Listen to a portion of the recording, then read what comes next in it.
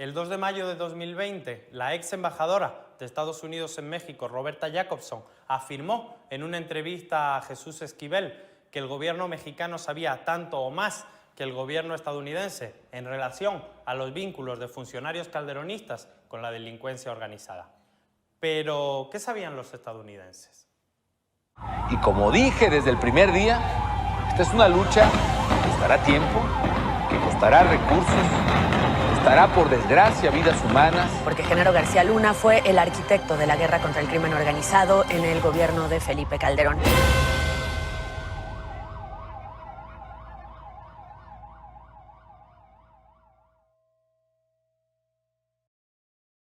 La DEA y el FBI siempre han operado con testigos protegidos, encubiertos, infiltrados y soplones dentro de las organizaciones criminales para poder realizar sus investigaciones y así defender sus intereses nacionales, incluso a costa de otras soberanías.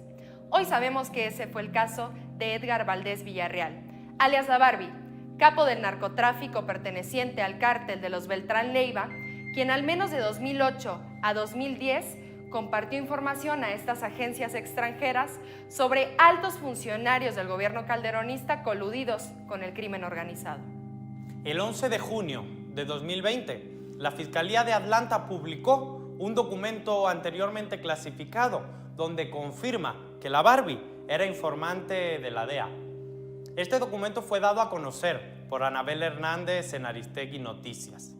Lo fundamental del documento no es solo que confirme que la Barbie era informante de la DEA, sino también que la información proporcionada por el capo fue veraz y fundamental para la detención de otros miembros del narcotráfico. De acuerdo a este documento judicial, el Departamento de Justicia, el gobierno americano reconoce que la información dada por Edgar Valdez Villarreal era veraz. Es decir, la habían podido confirmar su autenticidad.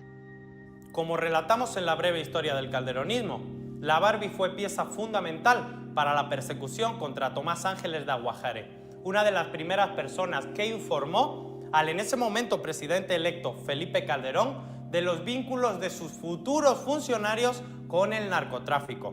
Recordemos, Tomás Ángeles de Aguajare fue perseguido con declaraciones de la Barbie, que luego se supo fueron forzadas por la CEIDO.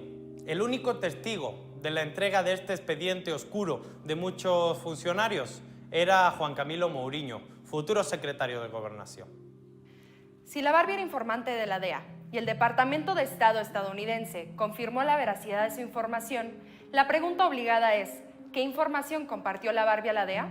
Aunque esos archivos aún se encuentran clasificados por la justicia estadounidense, podemos tomar como referencia la carta enviada por la Barbie a la periodista Anabel Hernández en el año 2012, donde denuncia que Felipe Calderón personalmente dirigía reuniones con el crimen organizado para establecer una suerte de coordinación entre el Cártel del Golfo, el Cártel de Juárez, los Zetas y el Cártel de Sinaloa, bajo el amparo del gobierno mexicano.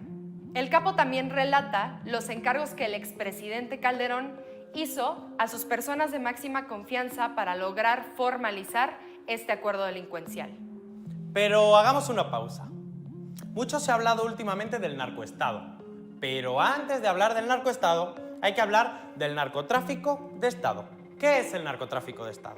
Al igual que existe una petrolera estatal, Pemex, que comercializa legalmente con bienes naturales de la nación, dirigida por el Estado mexicano, lo que buscaba el calderonismo era unificar y dirigir desde el Estado todos aquellos negocios vinculados al tráfico de drogas, pero esta vez para beneficio personal de los dirigentes políticos. Algo que, por cierto, también hicieron con la petrolera estatal, pero eso es otro tema.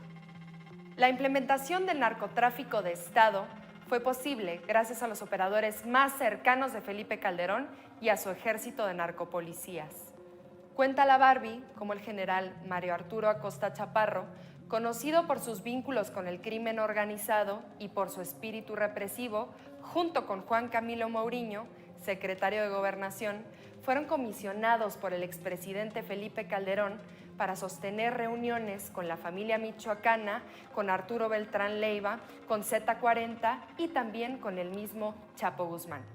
Desgraciadamente, ninguno de los dos comisionados para sostener estas reuniones hoy puede dar sus declaraciones de los hechos, puesto que el primero fue ejecutado y el segundo falleció en un sospechoso accidente aéreo.